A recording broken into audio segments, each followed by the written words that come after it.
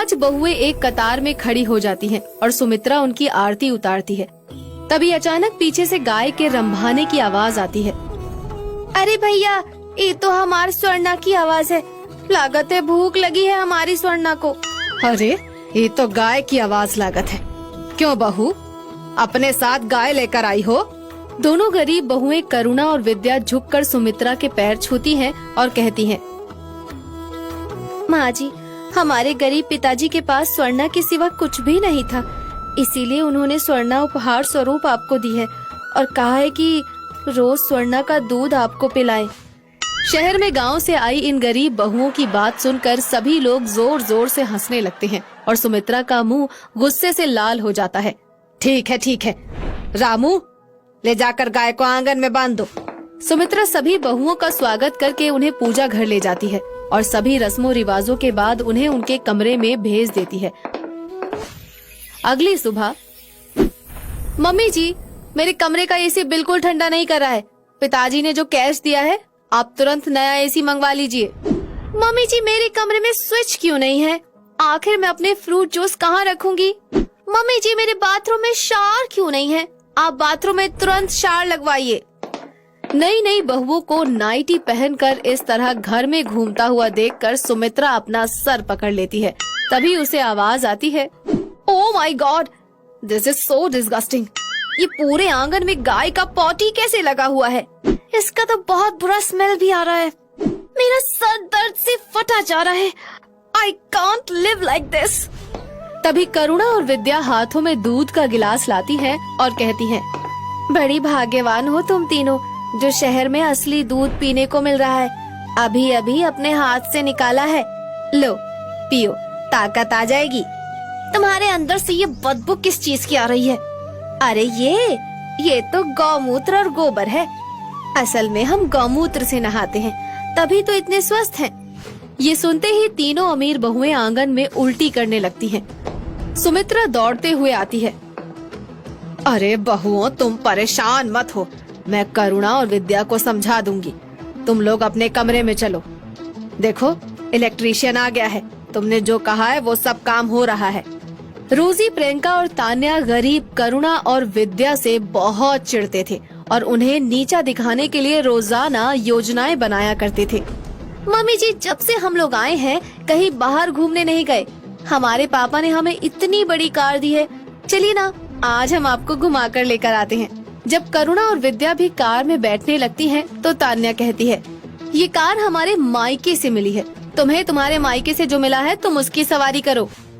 विद्या और करुणा को ये बात बहुत बुरी लगती है और वो स्वर्णा को लेकर बाजार निकल पड़ती हैं और उस पर सवारी करती हैं। जो उन्हें देखता है हंसता है, पर वो किसी की परवाह नहीं करती।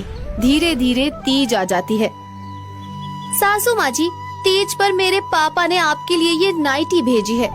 हाँ, मेरे पापा ने भी आपके लिए मेकअप का सामान भेजा है। हमारे पापा ने तो सासू माँ के लिए बहुत सारे गिफ्ट्स भेजे हैं। करुणा और विद्या, तुम्हारे यहाँ से तीज पर माँ के लिए क्या आया है? हमारे पापा ने तो माँ के लिए तीज पर गन्ना भेजा है और माँ ने छाछ।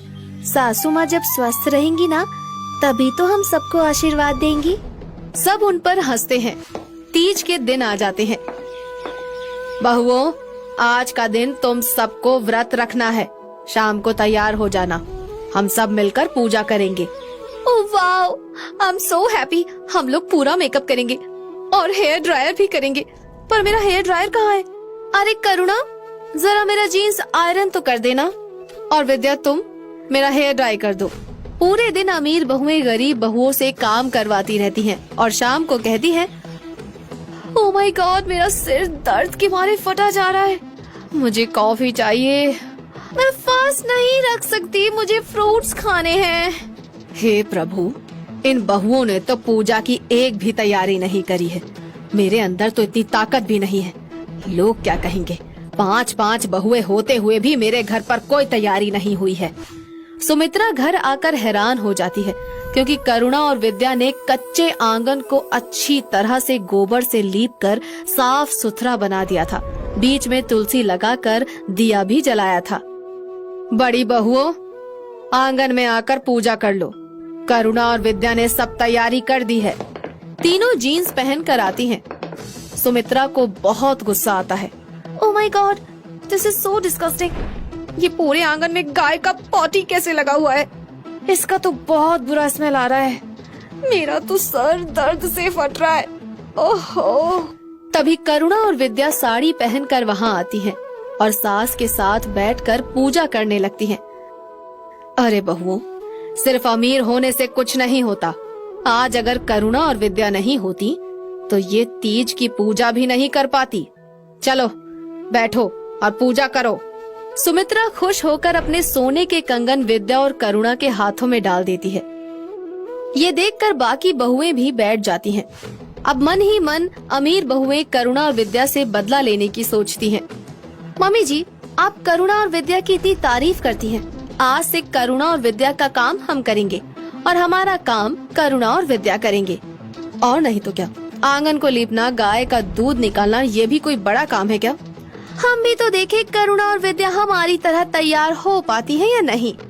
करुणा और विद्या उनकी बात मान लेती है। दूसरी तरफ तीनों अमीर बहुएं करुणा और विद्या का काम बांटने लगती हैं। मैं तो गाय का दूध निकाल लूंगी। मैं कंडे बनाऊंगी। अरे गोबर लीपना कौन सा मुश्किल काम है, ये मैं करूंगी। करुणा और विद्या अमीर बहुओं के कपड़े पहनकर सुंदर तरीके से तैयार हो जाती हैं। लेकिन दूसरी तरफ ओह माय गॉड, ये काऊ तो मुझे मार रही है। ओह, मैं दूध नहीं निकाल सकती इसका। मैं पॉटी टच नहीं कर सकती। ओह गॉड, मेरे को कंपटीशन नहीं करना। विद्या और करुणा का काम सिर्फ यही दोनों कर सकते हैं। तो फिर आज से वादा करो, उन दोनों को कभी अपने से कम नहीं समझोगी और उनके साथ बहनों की तरह रहोगी। समझी तीनों? तीनों बहनें एक साथ चिल्लाती हैं। हम वादा करते हैं, हमें माफ कर दो। करुणा और विद्या उन्हें गले लगा लेती हैं। उसके बाद उनके घर कभी लड़ाई नहीं होती।